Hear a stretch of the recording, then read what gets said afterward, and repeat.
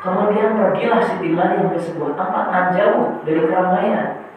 Semakin mendekati ke detik-detik persalinan, ke menit-menit persalinan, ke jam-jam persalinan.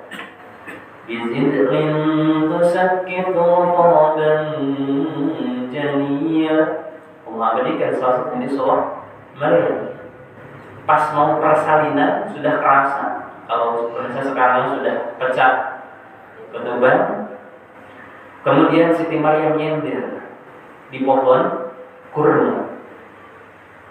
Sudah kepayahan sekali, wah mereka lahirkan, ya Allah ini mau lahirin sendiri. Tidak ada yang namanya dokter kandungan, yang nggak ada yang namanya bidan, boro-boro pangannya pun nggak ada di situ sendiri. Hanya only one, hanya satu orang saja Siti Maryam berada di situ. Kemudian setiba-tiba malaikat datang. Bizid'in nakhlati qaban janiyah. Kata malaikat, hei Maryam, engkau goyangkan, engkau pukul itu pohon kurma. Menurut logika, ibu yang sedang mau persalinan harus menepuk-nepuk, harus mukul pohon kurma. Pernah lihat pohon kurma yang asli langsung? Digoyang 5 orang, 10 orang, bergerak nggak kira-kira? Kokoh pohon kurma. Antum kalau nanti ke Madinah, pergi misalnya ke pasar kurma, ya kebun kurma, di situ sama 5 orang, 10 orang digoyang dia. Ancap gedak paguh teka anginan. 10 orang laki. Ini perempuan yang mau persalinan. Kata Allah melalui malaikat, pukul. Kan sudah tidak masuk di akal. Ya, menurut logika. Orang-orang yang menggel pohon. Ini persalinan. Ya, tetapi kan tidak ada apapun. Siti Maryam butuh tenaga, Siti Maryam butuh energi. Allah lihat, qaban janiyah. Begitu dihantamkan, pukul lagi datuk, pukul setarik-tarik, nah ibu hamil. Ibu yang persalinan setarik-tarik, nah cuman jeduk. Allah hanya menginginkan dan melihat ikhtiarnya. Urusan hasil, urusan Allah. Begitu Siti Maryam, jeduk. Qaban janiyah. Itu buah kurma berjatuhan banyak seperti hujan.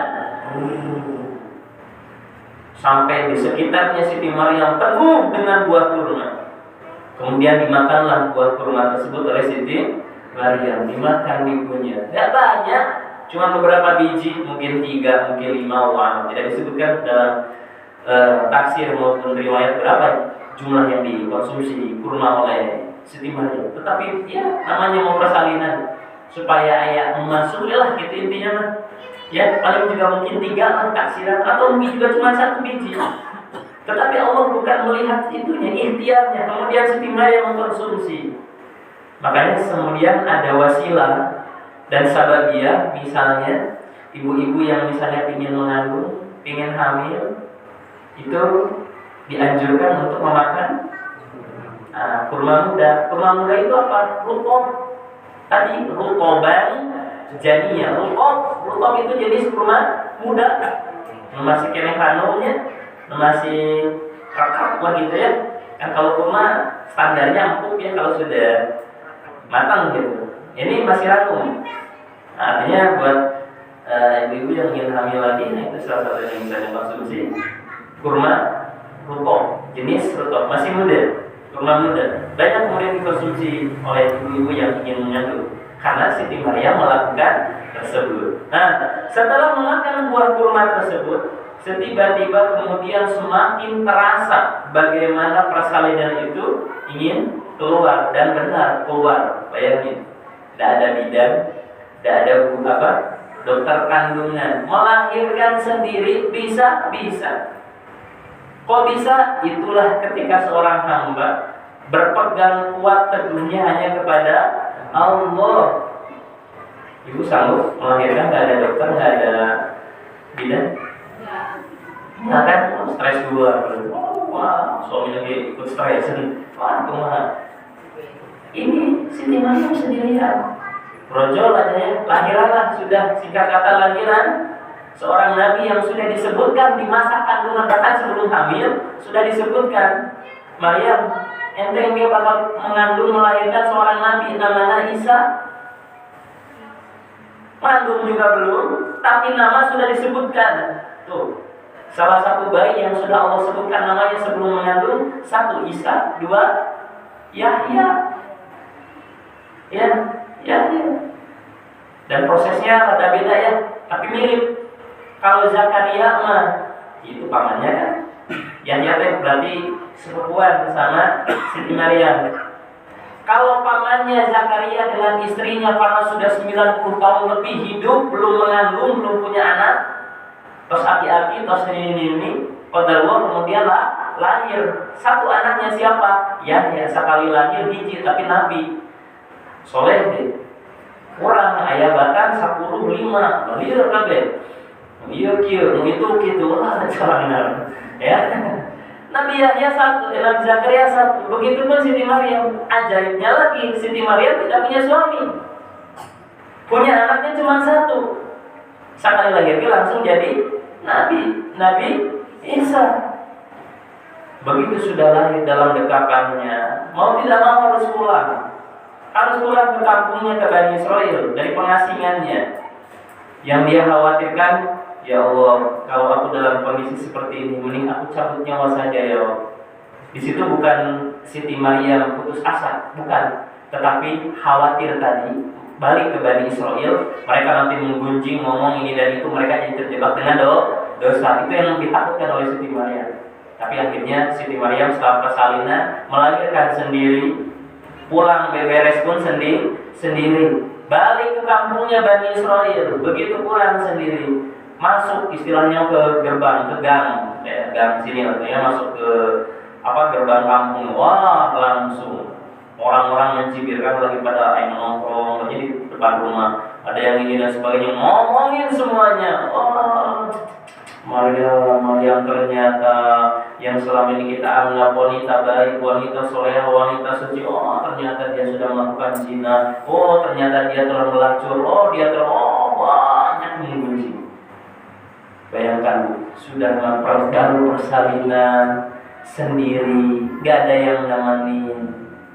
Begitu masuk ke kampungnya, dicibir sama orang. Kayak gini lah, ibu sudah persalinan, sudah capek ya. Pulang ke rumah, bicarakan ke orang tua. Enak gak kira-kira? Wah, stres kan? Stres. Iya mah itu orang tua, usah kampung, usah lembur, dihujat, dicaci dan sebagainya. Siti Maryam sebagai wanita pasti menangis, terus sambil berjalan, gak ngomong sama sekali, seperti mulutnya ini terkunci. Dia terus berjalan menuju ke tempatnya, menuju ke rumahnya. Langsung dicegah, diriung. Ummuki bagiyah, hei Maryam, orang tuamu, ibumu itu bukan pelacur. Siapa ibunya Maryam? Hana. Hana terkenal solehnya. Siapa ayahnya? Ali. Dia apa di? Ada nama surat? Ali Imran itu ayahnya Siti Maryam.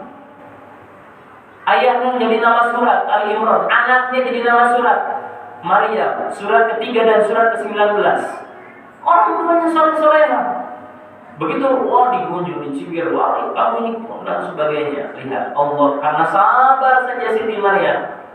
Sabar dalam menghadapi ketaatan, sabar ketika sedang diuji, sabar dalam menghadapi maksiat. Lihat pertolongan Allah datang. Innallaha ma'as-sabirin. Apa bentuk pertolongan Allah datang kepada Siti Maryam? Ketika digendong, tiba-tiba ngomong sahab, orok masih kena belum, baru beberapa hari lahir. Inni Abdullah. Kamu tahu? Langsung bicara sampai penduduk Bani Israel. Bayi yang bicara, bayi yang ngomong, langsung dikurubunan dari Siti Maryam. Inni Abdullah. Apa bahasa pertama yang diucapkan Nabi Isa? Inni Abdullah. Hei Bani Israel, aku adalah hamba Allah. Ayat ini saja sudah menunjukkan dan mematahkan prinsip akidah agama lain yang menyatakan bahwa Isa itu adalah turunan Tuhan, bahwa Isa itu adalah anak Tuhan, bahwa Isa itu misalnya adalah titisan Tuhan. Itu bohong. Kalimat pertamanya apa? Inni Abdullah, aku ini adalah hamba Allah. Aku diutus menjadi nabi. Di kalimat berikutnya, dirikanlah sholat, tunaikanlah zakat, dan berimanlah kepada Allah dan Rasul. Oh, dirinya mulai Siti Maryam tidak berbicara apapun, tetapi